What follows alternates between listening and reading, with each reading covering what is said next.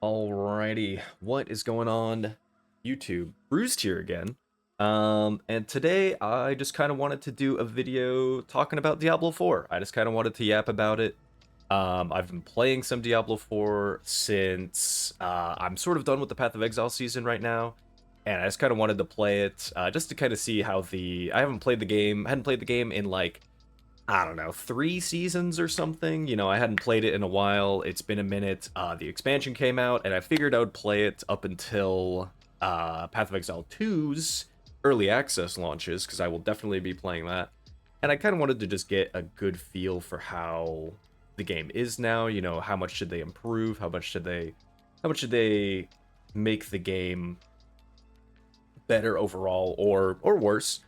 And so I made a couple notes on the side here. I'm kind of just gonna do some random things like while I'm just kind of yapping here. So I will start with essentially just the good. I will start with the good because there are a lot of good things. Like I do not think that Diablo 4 in its current state is a bad game anymore. I think when it first launched, it was a bad game, and there were for a couple seasons there for sure where I would still have said it's a bad game. I don't think it's a bad game anymore, but I do think that there are still some problems that the game has. But overall, I think it's in a good state. So I just kind of wanted to yap about the game a little bit. I'm playing, this is a Mighty Throw Barbarian here.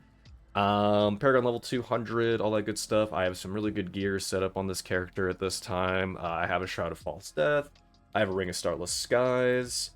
I have some other just generic pretty good gear, good area sparing. There are some things that need to be replaced on this build, like this third blade is bad, and Ugly Bastard Helm should go as well. And this Yen's Blessing also would ideally be ancient, would also be the ideal state for it, but I have not been able to find one. So with that though, yeah, this is just kind of the character overall.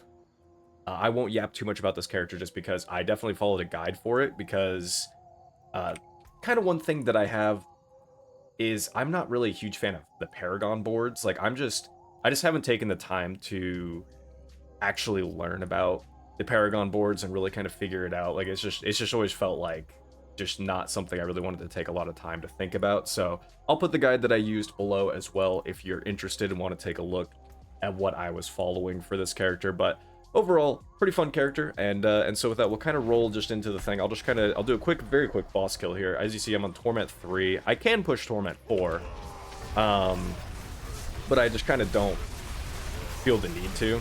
Or I guess I could, and I have a few times, but I have done it. I have pushed Torment 4 a little bit, but just while I'm fighting bosses. I've been sticking to Torment 3 just for the time being, because Torment 4 is still a little bit in the middle game. But, like, I can clear most things, but I can't really clear bosses that well, which is something that I wanted to start off with as a good thing, is Torment difficulties, and the difficulty scaling that they added to the game in general. So, I actually will go back to town really quick, I say as I'm yapping around. So, oh, which town is it? Oh, Chat has it. So, they added a bunch of new difficulties. They split the difficulties compared to what they used to be. They added a bunch more, and it goes up to Torment 4 is the highest difficulty now. The old game, honestly, before they changed the difficulties, oh my gosh, this game was super easy. It was brain dead easy. And so as you can see here, we have Torment 3. Our armor gets reduced by 750 and 75. Our resistances by 75%, but we get a lot more goodies as well. And then in Torment 4, same thing, armor reduced by 1,000, resistances by 100%, and yeah, and I can run around in this, but I've just been sticking to T3 for the time being. But yeah, overall, this has actually been a extremely good thing for the game. Like when I was playing through the game, when I was playing through the campaign, I stuck to normal for that whole thing, because when I tried to go to hard, it was actually hard.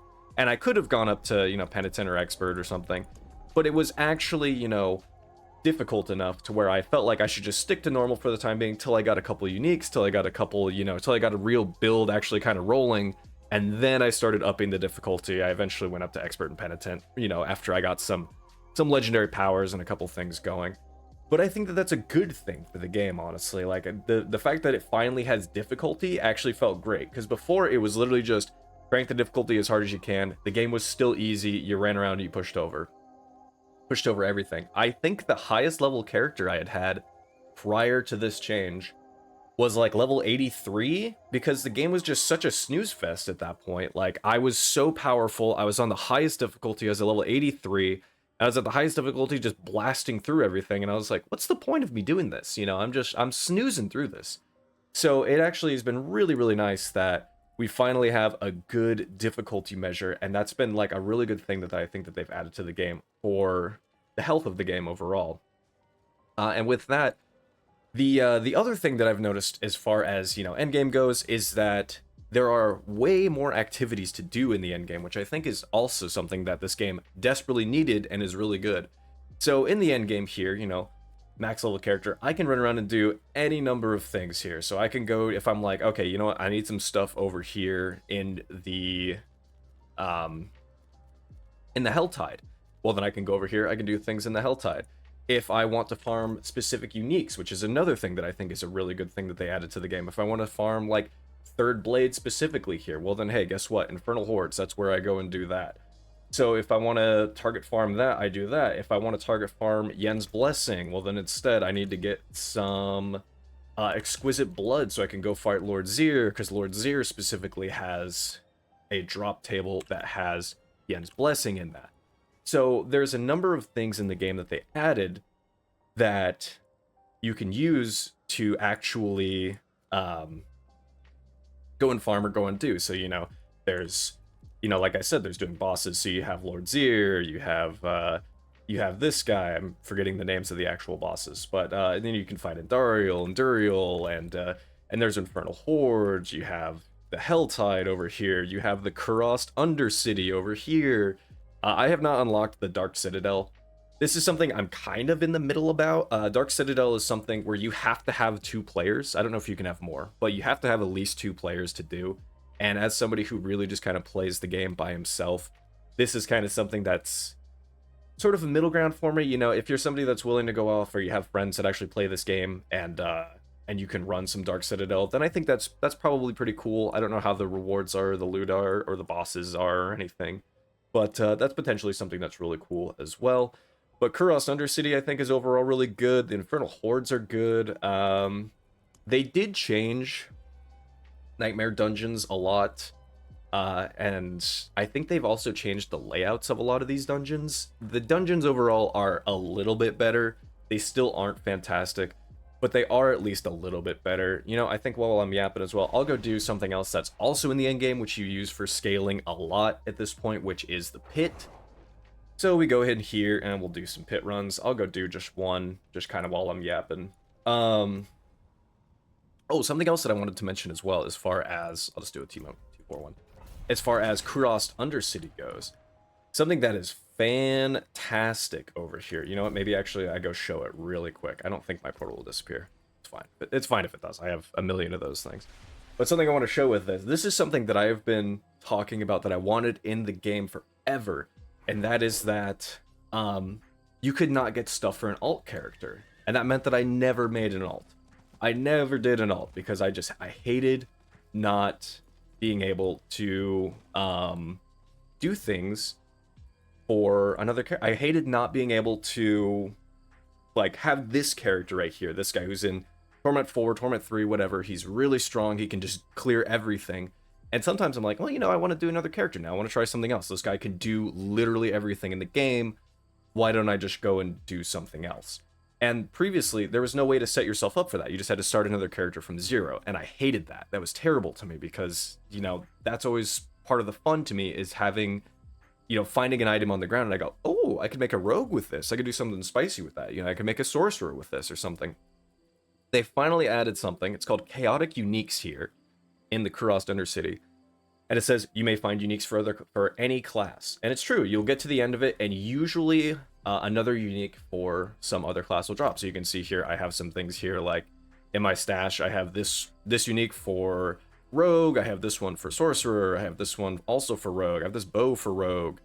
I have a couple other things that I've seen, at least, that I've trashed a few things. But overall, like, I've actually been able to kind of farm and do some other things for other classes, which I love. I think that that's fantastic. You know, they finally added that to the game. I do wish there were more sources of that available than just having to do Undercity over and over again, and you only still get a chance. You're not guaranteed to get uniques for other classes, so it's kind of a middle ground. It's better. It's better than nothing, and so I will take it, and I will give them points towards it as a good thing that they did. But it could certainly be better. Also, something else under the good table, though, is the feeling of a full build. Like, this character right here is full build. He is actually a ton of fun. I have been actually really thoroughly enjoying just running around, just blasting stuff. Like, running into just an enemy here, and just mighty throwing around, and just being able to, like, really set up, I think is something that they've done very well. And I mean, that's something historically that I would say Diablo in general has done well. In total, honestly, is that, you know, throughout all of the Diablo games, no matter what, even like D3 where the game is really easy, I will say, when you get to a full build and the feeling of, you know, when you have a lot of power, whether it be D2, D3, you know, D4 as well, when you have a ton of power, when you're at the point where you have a lot of gear and you're kind of able to just run around and do things, it feels really good, which is very true for this character as well, has been very true for, I think, Diablo 4 as a whole, which is nice. To just be able to just go, okay, well, I have this character and he can crush everything now, and that's really good. So I will say that has been something that I've been thoroughly enjoying. Like I said, I'm just kind of yapping while I'm running through this pit run here. With that, though, I will say another thing that I had listed under good is ways to target farm uniques, like I was talking about earlier. You know, just having the ability when I was talking about the end game, being able to go, okay, I need Yens. Well then, hey, guess what? In order to do that, I need to go fight Lord Zir. Or, you know, I need Third Blade here, which Third Blade is entirely how this build even works, is by having the Third Blade. Well then, hey, guess what? I need to go run Infernal Hordes. And so I did run Infernal Hordes. I ran Infernal Hordes as Upheaval Barb until I got to a point where I could actually, you know, use this build. Oh, something else that I guess I'll include as well. This is a quality of life. It's a small thing, but when I last played, if you wanted to respec your character, good God, you had to just one by one respec all of your points, and it was actually awful. I hated it. That was why I was something else that threw me for a loop, is I was like, well, if I want to try something, you know, it's almost impossible to try it because it's going to take forever for me to do that. But they did add something that is insanely good, is this, you have respec mode here. I think I have like skill assignment, and also refund all. But also I'm in a thing, so I can't do it. But refund all, huge button. They really just needed to add that a while ago. But they've added it now, and I will still give them credit. Like, it's a very good quality of life thing. Also, something else that they gave us was this. It's called a Scroll of Amnesia, which refunds everything. Your skill points and your Paragon points. Everything is refunded. You start from scratch. And I used one of those when I started off as Upheaval, and then got Third Blade so I could pivot into Mighty Throw. And that made it very easy. So I will say respecking as well is something that they've made a lot easier, even if you are just clicking refund all. It's something that's just, it's way easier. Oh gosh. It's much easier, it's a lot better, and I'm glad that they did that, because the amount of times I've really wanted, you know, I've started a build and then didn't really care for how it felt, but I felt trapped because, you know, I was like, well, it's a pain to respec, and I really don't want to do that. And it usually just kind of led to me not playing the game anymore, because I'm like, well, I don't want to start a new character because that means I'm starting from zero, and I certainly don't want to respec because that's just going to take like 30 plus minutes, and I still don't know if I'm going to like that build either. So just the ability to respec everything, also incredibly good. Very, very strong, very, very fun. Very, very good quality of life thing. With that, though, I'm kind of... I'm sure there are more good things, honestly. I very quickly wrote up this list before I started this video, that I'm just glancing at it on the side. With that, though, that's kind of everything I had listed under the good for the time being. And I'm sure there are more good things that I just don't have on my brain right now. But, so with that, though, we are going to pivot towards the bad things that I think are still things that are not great for the way that the game is right now, and that could use some improvement. The number one thing I'm going to say, the number one thing that they still do not have in this game that kills me, is that there is no overlay for the map. There should absolutely be an overlay for the map, and it's awful that they have not added one. I don't even care. My solution to what they should do for the overlay map, I think, is if they want to keep this map in the overworld, then that's fine. If you want to make it so that as you're running around out in Sanctuary, that you pull this map out and you can pin and you can move along, fine, whatever.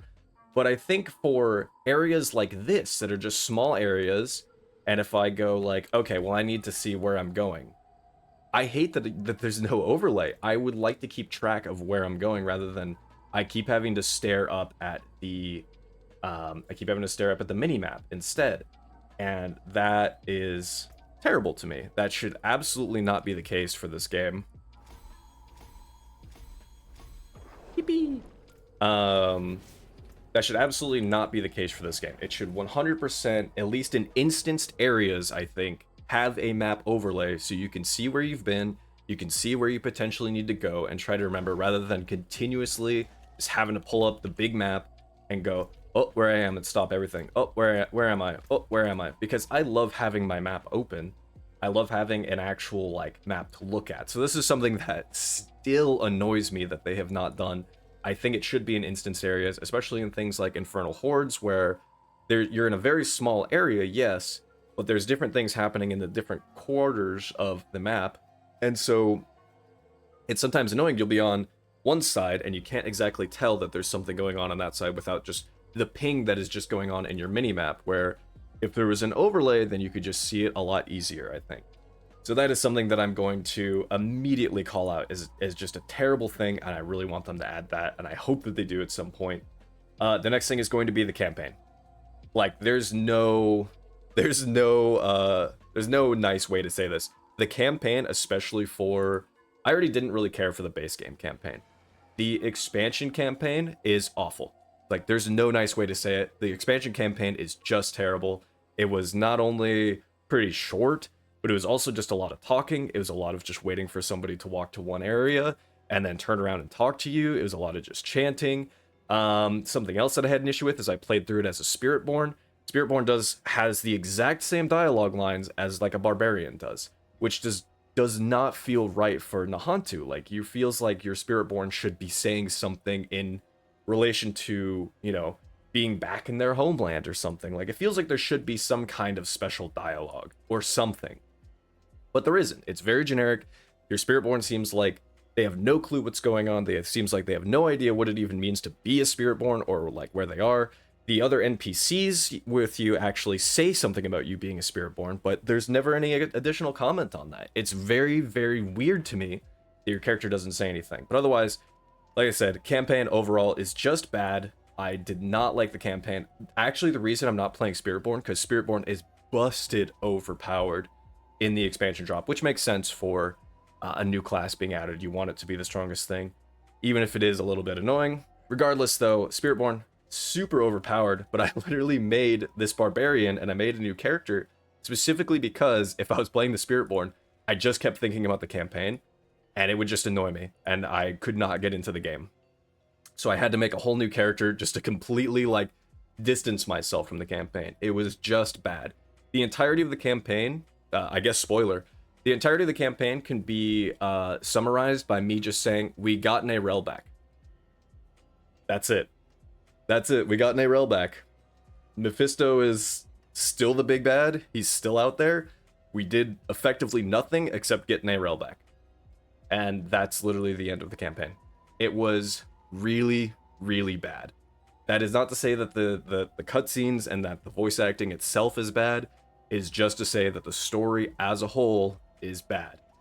So, yeah. Campaign overall, terrible. Hated it. Would not... Like, I'm thoroughly going to be amazed at what the next campaign is, I'm sure. Also, I'll throw in one more complaint I have about the campaign, is the fact that both the base game and this expansion, we have had exactly 2 references to Diablo. One of them in the base game, when you say his name before you go into hell, I think you have to like call, if memory serves, you have to like call out the names of all of the greater evils, and so you have to say Diablo's name. That's it. That's all you get. And then in the expansion, there's one line where Mephisto says, "My brothers are returning," or "My brothers are coming," something like that. Regardless, that's it. You don't hear his name called out. Nothing. That's it. For this game called Diablo, there are 2 references to him, and so far he's not anywhere in the picture. So, just a little bit of an annoyance. Something else I think is bad. Oh, this is up in 3 minutes. You know what? I'm gonna show you. I want to show how bad the Realm Walker event is. They buffed this event. They made this event better than it was, but only slightly. Only a little bit. The Realm Walker event, which is this seasonal event, also is just bad. Now, I understand, you know, for a new season, I don't expect it to be anything huge, because when a new expansion comes out, that's sort of the meat of the content, right? That's the bulk, is the expansion itself, anything new that came with the expansion. So usually the season is kind of a little bit of a smaller deal, and that's fine. But this event is just bad. It is just bad. I'll show you in 2 minutes 25. I'll move on to something else, but I'm going to give you an actual example. The next thing I don't like, rune words. Rune words are just another generator spender, and I just don't care for it, honestly. Like, it's not good. It just doesn't, it doesn't feel like rune words. It doesn't feel like they do anything cool, really, you know? They are just a generator and a spender. You know, for this one here, Path of Exile, which is just spend 200 of your maximum resource, and you gain 20% max life for 6 seconds. That's it. That's what it does. That's the rune word. You're also limited to only 2 of them. So the other one that is being used is Lithlack, which is stand still while fighting, which for this is 4.8 seconds, and then I do challenging shout. That's the entirety of my rune words. They don't do anything interesting. They just really don't. They just feel like they don't really add much of anything to the game. I will say that kind of same thing with mercenaries. Mercenaries are more just like kind of power creep, but they also, you care about their effects more than you do the mercenaries themselves. Like, mercenaries from D2 could hold their own. Like, mercenaries in Diablo 2 were crazy strong. Like, you could give them really good items, you could set them up a lot more. These guys, not so much. They're better than the Diablo 3 mercenaries, I'll say that. But mercenaries as a whole, they're very, very eh. You know, I'm very much so, more so a fan of the D2 mercenaries. You know, they had auras, whatever else. They could actually really hold their own. It just felt a lot better overall. I will say also, this is just kind of a constant thing. They're always going to be battling this. But there are still a ton of bugs in this game, and I know that that's something that's never fully going to be fixed, but there are a ton of bugs. Like, I've straight up fought enemies that have their name is set to like missing tag name or something, or like name goes here, basically. There are other bugs like that. There are other bugs. There are bugs that are straight up just enabling builds. Like, I know Spiritborn, I'm pretty sure, is bugged like crazy. I can't exactly think of all of the bugs. I haven't looked too much into it, but I know that there are just a ton of bugs that are still riddling the game. Even if you read their patch notes, you'll see like a vast majority of the patch notes are just them fixing bugs, which is just like, it just feels wild to me that there could be so many bugs in this game as a whole. But I mean, it is what it is. I'm throwing that in as a bad thing because they really should be on top of these things, but yeah, it's still like, it's kind of bad. It's kind of a weird situation. Also, so this is the entirety of the event. This is what I mean by the Realm Walker event is bad. You have to kill enemies to make the Realm Walker angry, which then he spawns those Pit Lords. And when he spawns the Pit Lords, you can kill the Pit Lords, and they deal damage to the Realm Walker. However, you can only do this 3 times during the event. So whenever the 3rd set of these things come out, then that's it. And the other thing is, you don't get anything really for killing these guys. Your reward for killing these guys is that the Realm Walker has less health when you get to the part of the event where you actually have to kill the Realm Walker. And that's what you get. That's your reward for doing so. I'm just gonna leave that treasure goblin. I don't even care. That is your reward for doing so, which is just annoying. And they sped up his walk speed by like 15% now. He used to be abysmally slow. He goes at least a little bit faster now, but the Realm Walker event is just bad. And let's see. Give me my third set. There it is. So that Guardian's dead. Oh, that one teleported forward. Okay. They're dead. Okay, so now I can kill minions, but I can't actually do anything else. Ooh. There's a treasure goblin there that died.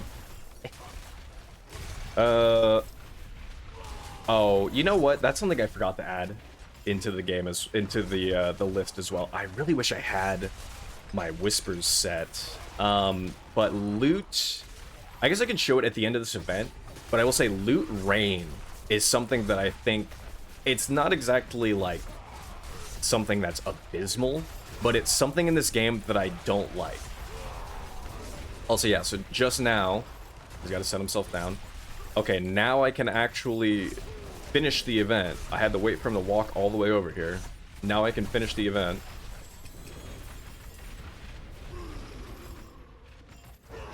Well, he's still not damageable. Now he's damageable. And that's the event. Now I get to go into the Seething Realm, is what I get to do. But that's the entirety of the event. And not even is that just like such a nothing burger of an event. It's also timed. You can't do that whenever you want. You have to wait for the Realm Walker to spawn, which as a seasonal thing, to me it always feels like a seasonal thing should be always up and ready to use and always ready to just kind of do.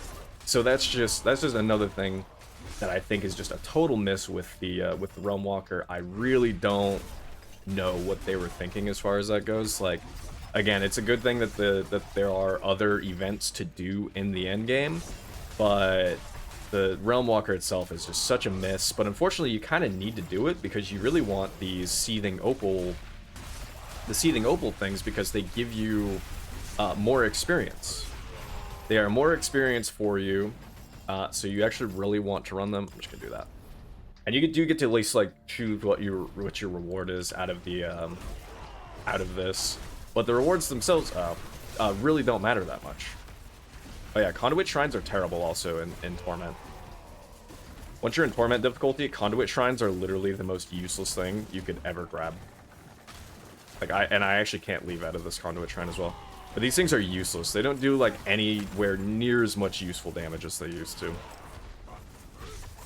Any other shrine is better than that shrine once you're in there, so that's a bit of a downside, but it's also not a big enough deal. Oh, it's the Butcher. Oh, excuse me. Let's see, what else do I have? So, like I said, I just wanted to go over Realm Walker itself. Here's what I kind of mean as well by, yeah, like, loot rain. It should just be a loot explosion and you move on with your day. I don't like having to stand there. The one for the Tree of Whispers, oh my gosh, it takes forever. The Tree of Whispers just rains loot on you for so long, and you just gotta stand there. Same with Infernal Hordes. Infernal Hordes are very much so the same, where you will just be stuck standing there for a very long time, trying to get waiting for all of your loot and all of your resources to finish falling from the sky, and it should just be a loot explosion, and you move on with your day. Let's see. Oh, bosses. Bosses themselves. You saw me kill one at the start of this video. I just kind of nuked him and moved on with my day. That's also something I think is a problem, is that the bosses themselves in this game are very boring. They're very boring. They're incredibly easy. They don't say anything to you. They don't have any, like, cool dialogue. They don't have anything. They just kind of show up, you fight them, and basically what happens is you are either so overtuned that you can destroy them instantly, or they basically just one-shot you, is usually what happens. Like, Lilith herself is also a pretty easy fight, but her second phase just one-shots you. That's all that there is to it, is you basically get one-shotted if you're touched, outside of, you know, obviously building incredibly tanky, but you just get one-shotted, and that's all you really have to it. Otherwise, the fight itself is so easy. And that's same with, like, Andariel or Duriel, you know? They have forced points where they will go invulnerable, but otherwise, it's just such an easy fight. And that also is something else that feels bad, is it feels like they know that these bosses are weak, and they know that these bosses are able to just get nuked instantly. So they added these, like, points where if you don't kill them literally instantly, then you have to do this, like, intermission phase like 3 or 4 times, and that just feels annoying. So let's see also, how long does this take? Not nearly as long. There are some other much longer instances of loot rain. Yeah, loot rain, just annoying. And yeah, like I was saying, the there's just so many instances where, like, with bosses where they're just like, they just have intermission phases because they know that they'll just be destroyed too quickly otherwise. And it feels like the intermission phases are the only thing that can actually kill the player. Like, the boss themselves just doesn't do any damage, doesn't have anything interesting about the fight or anything. And it's a really big bummer, honestly. I really wish that the bosses were cooler. I also wish that there were more bosses, you know. For this expansion, there should have been another endgame boss. The fact that there isn't another endgame boss for this expansion was like a complete miss. Whoops. At the dog. The fact that there was no endgame boss this expansion feels like such a miss. We still only have Andariel, Duriel, as sort of the 2 big ones. You really fight Lilith, you know, if you can go in there and you're able to survive and dodge properly, and you go kill Lilith. She's literally worth killing 1 time, and after that, she's not worth it. And yeah, it's just really strange. They should have expanded it. You know, every other Diablo game, when you got the expansion, you know, Diablo 2, you got Baal, and you had so many other ways to start farming in that game, and it felt really nice. So you had so many just ways to farm. You had a whole other boss. You had the throne if you wanted to just farm that instead. In Diablo 3, you got Malthael, and they added a ton of new stuff to the game when they added that expansion. So, you know, you had more bossing to farm. You had new things that you could go and do in the game. And then D4, they just said, here's the campaign. There you go. Like, the only additions that we got were the Undercity and the Dark Citadel. But again, if you're somebody that plays solo, then even though they do have Party Finder now, if you're somebody that prefers to play solo or that does play solo, you effectively can't engage with Dark Citadel, and so instead you have to just engage with Undercity, which Undercity is pretty cool. There's some stuff to it, but it's not nearly as exciting of an end game increase that I think we were really looking for. And I think it's because they have been so far behind on Diablo 4. They put out Diablo 4 and everybody went, what is this? And they've been just trying to fix it for so long. And this kind of feels like the first time where they really kind of got to do some other stuff that wasn't just like fixing and catching up on things that should have been in the game as a base. It feels like they finally kind of added some stuff, but there still should have been more. And I guess I'm curious to see what the seasons after this expansion season are gonna bring, you know, hopefully some new endgame bosses, because the way it stands right now, you can just start cycling through the endgame bosses so quickly that it doesn't matter. Like, these guys are just so easy to kill, even in the new difficulty settings. Like, this character can completely go in and shred any of the bosses, and it's not even close. So yeah, bosses, I would really like to see some improvement. I will also say the endgame loop, you know, you basically, once you start to be able to do Torment 4, and, you know, I think this is the case with a lot of ARPGs. If you think about it too hard, you'll stop having fun. You'll start to realize what the loop is, and you'll stop having fun if you think about it too hard. It's, you know, you go kill these bosses so that they drop loot so that you can kill the bosses more efficiently, and, you know, eventually go to Torment 4. But then once you're at Torment 4, or, you know, the higher difficulties, it's basically you go kill these bosses to get like a 1 or 2% increase so that you can then kill them slightly faster. And that's kind of it. You know, the real end game is pushing pit tiers. but that's not exactly the most exciting thing in the world. It's just greater rifts from D3. Um, but it is what it is. I would like to still see them continue to add more stuff to the end game loop. Um, I do feel like there needs to be some more improvement there still. There always can be. They need more bosses. They need maybe some more activities. They need some more variety in the activities that do exist. Like Kurost Undercity is neat. There are 3 different like layouts, but it's still cut and dry. It's still very much so. The first floor, you just try to, you complete all of these events. The second floor, there is one big Spirit Brazier event that you can do at the end of the second floor that you should do. You have the time. And then the third floor is just same thing as the first floor, basically. And then you go fight a boss, which is very pushover easy. And you move on with your day. That's it. That's all that there is to the Undercity. It's that every single time. So I'd like to see some more diversity there. I would like to see some more diversity in Infernal Hordes as well. There are like 4 things I think that can spawn in total. You get the Soul Spire, you have the Etheric Mass, you have the Fiends. Am I forgetting one? No, that actually might be it. It might just be those 3. And then they just kind of cycle, and you can eventually add some more modifiers like summoning Aether Lords and whatever else into the Infernal Horde. But that's something that I wanted to call out. This isn't like, these aren't necessarily bad things here, but they are dangerous things to me. These are things that like will potentially kill the game, or potentially just make the game so pushover easy that they'll never be able to recover from it, and we'll have a Diablo 3 situation on our hands where everything is just giving us like 10,000% increased damage, and therefore, because it gives us 10,000% increased damage, that's the best thing. And you just, kind of like Diablo 3, where you get your set bonus and then you're done. You get your sets and you're completely done. Your build is ready. I would say this game ramps sort of like a better Diablo 3 is what I would say. They just did a stat squish, which I don't really think made that much of a difference. But it slowly kind of ramps. You slowly kind of ramp your way into the power, whereas in D3 you very much so are just kind of like, I don't really have much power, and then you get your sets and your power just goes and then you're good, you're coasting. You get a couple other upgrades in D3, but for the most part that's it.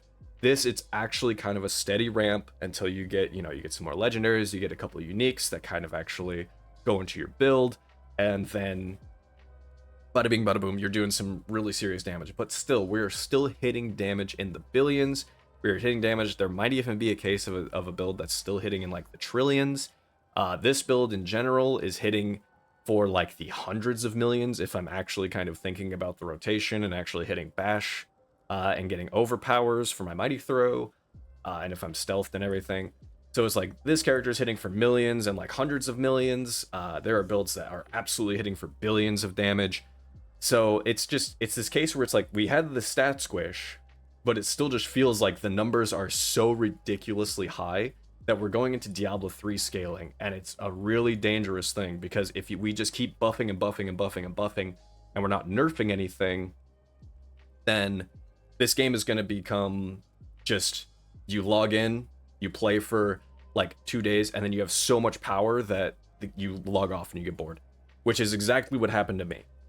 With the previous seasons of Diablo 4. Like, I think they did a decent job kind of trying to rein it back, but I think if they continue to just like push and continue to add this much power into the game, we're very quickly going to get into that point. And that just feels disappointing. Like, this game isn't that old. This game hasn't been around that long.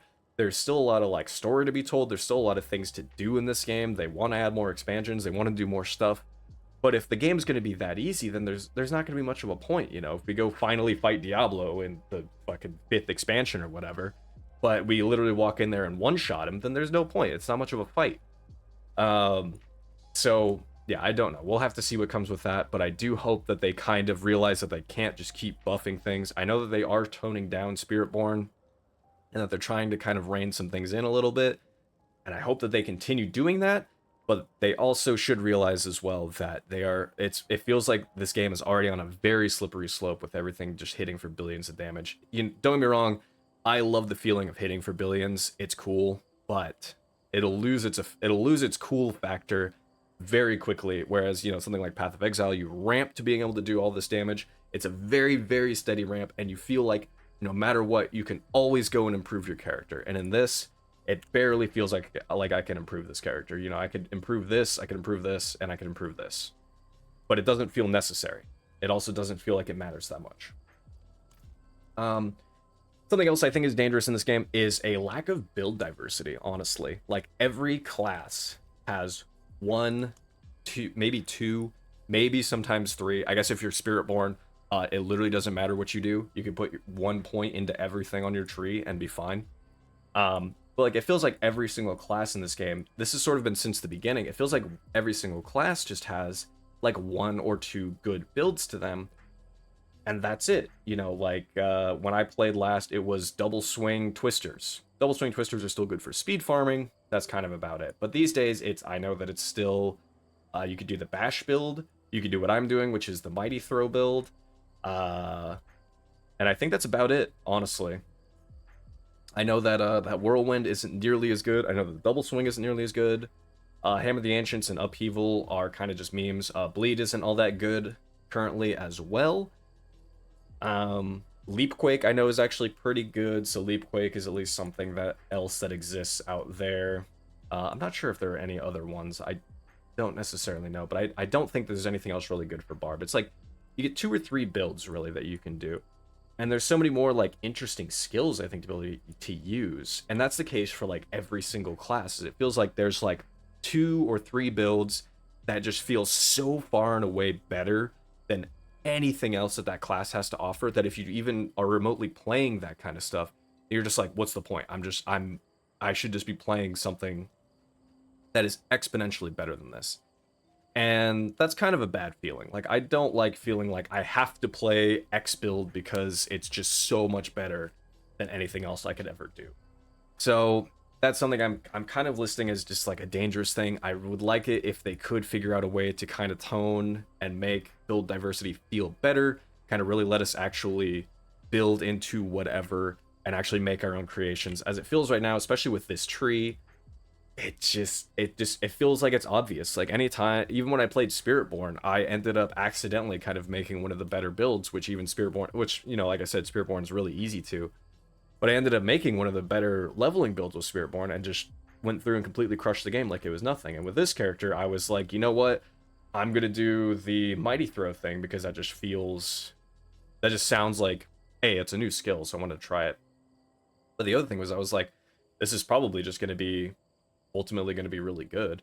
And I was right. It's really good. It's obviously very good. And it obviously, I think, feels better than just about anything else that Barb can do. And that doesn't feel great to me. Also, slightly, this might just be more of a me thing, but it's also still kind of just difficult to get gear together for alts. Like I said, you can do the Undercity.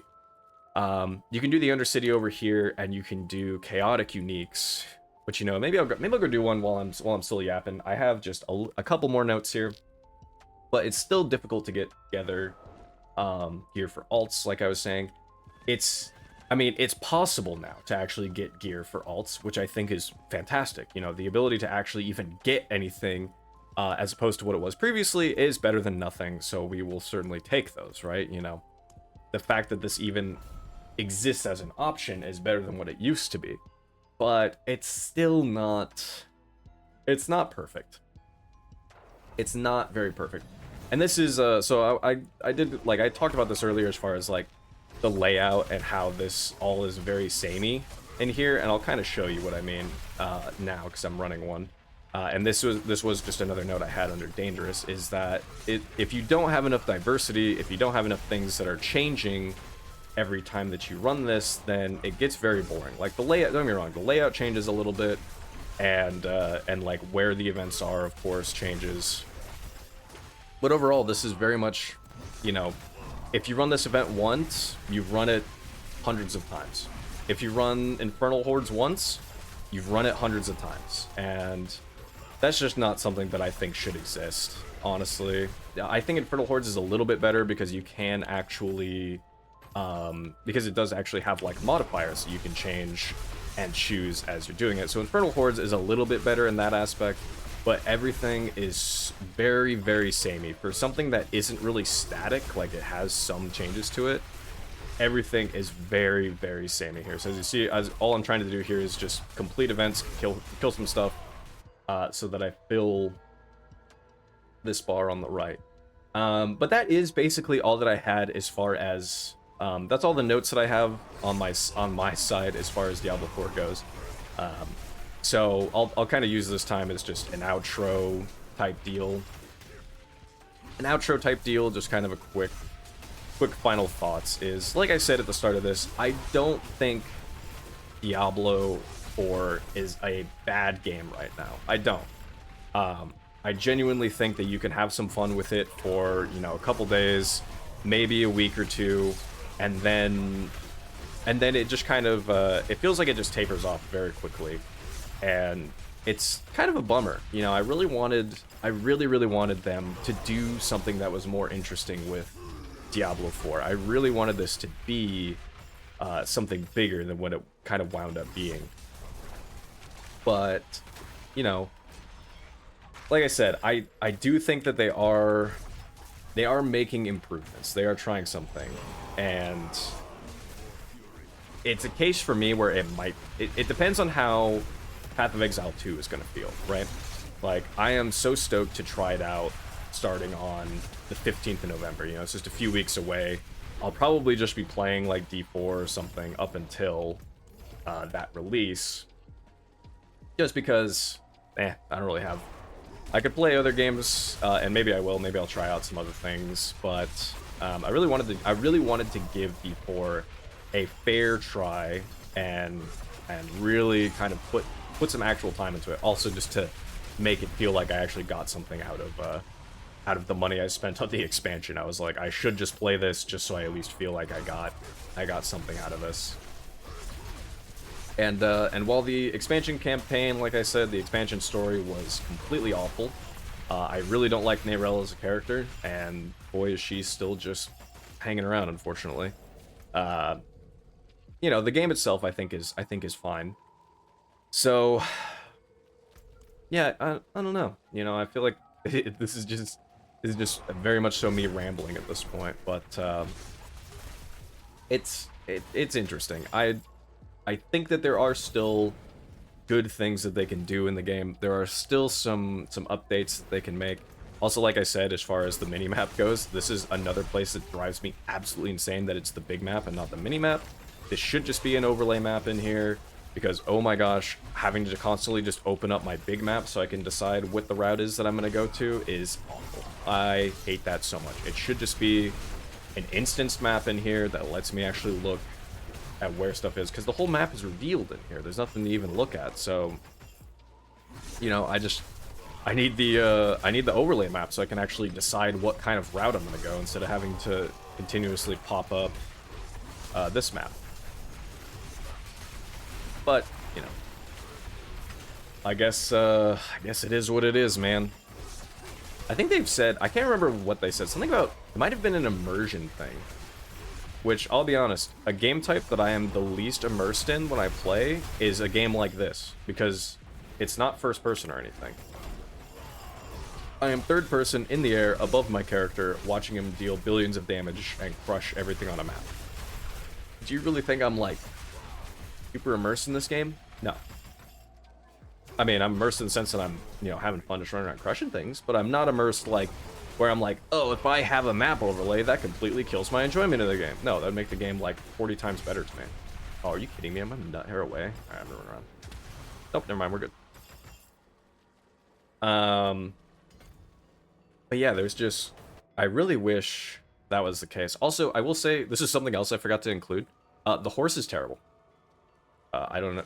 The horse is just bad. They made it a little bit better. At least I should say they tried. Also, that's the boss. Bye-bye. There it goes. That's the whole boss. And now we gotta let this loot rain out. The horse is still just terrible. I hate the fear meter on the horse. The fact that the horse has a fear meter is, it pisses me off. That fear meter is the worst thing to exist. Also, just like, because just being able to get stunned off of your horse sucks. And also in these higher torment difficulties, your like attack that comes off of the horse is pitiful. It barely does anything. You like tickle them on your way off of the horse, and it's not great. What is this? Drakinth Shell. Is this a Spiritborn one? Huh. I don't know what that does really. Look at that. Wild Heart Hunger. So this is what I mean as well. Like, so obviously these uniques just came out of there. So I mean, I got a Spiritborn one, I got a Druid one. Like, I think that's pretty cool to me. I'm not gonna do anything with Druid anytime. Not this. This expansion anyway. Actually, that's actually a pretty good one too. Look at that, +3 heightened senses, and actually hit a perfect roll on the 5 up to 50. That's pretty good. But yeah, like I said, the you know, so there's at least sort of a way to farm for other classes and everything, which is great. But I wish that there was more there. Anyway, that's sort of all that I had as far as this video goes. I've been yapping for a lot longer than I thought I was going to yap about this. I guess I had a lot to say because it's been a while. I don't think I've ever really put out my true thoughts about the game. Like I said, game pretty good. Tilder, game pretty good. Campaign really bad. Still want them to improve some things, make some changes to the damn horse, and just make this game just continue to grow it as much as they can. I'm probably not going to play too much more Diablo 4, especially if Path of Exile 2 winds up being really, really good. That is going to take up all of my time. And so I will probably just do maybe the occasional season here and there, and that's really all that I have as far as D4 goes. So hope you enjoy me yapping. Yeah, I think with that, take it easy, YouTube. I'll see you next time.